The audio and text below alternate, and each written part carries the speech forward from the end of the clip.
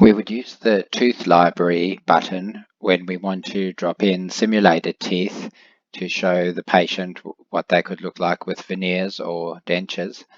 So in the tooth library, there are a whole range of styles from a single tooth to groups of 4 to 6 teeth, lowers only, uppers only, or a full set of teeth.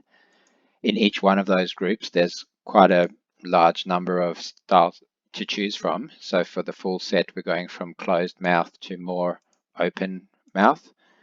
And all we would do is choose any style that we want to try, and we would then move it into position. We can stretch it widthwise and lengthwise if we wanted to, longer or shorter or wider or narrower. We can rotate it in the case where the mouth is on a slight angle, and we can adjust the bite line on the left and the right individually. And very quickly, we can show the person what they would look like with a new set of teeth, and there's a dramatic difference. It's unlikely to get it exactly right first time, so if we click this undo last procedure, it'll take us back to where we were and we can move the teeth a little bit more.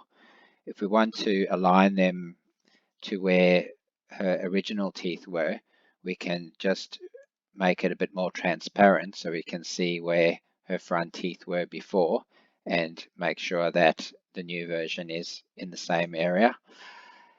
And we can also only just do the uppers, leave the lowers in as before, which is useful in some cases.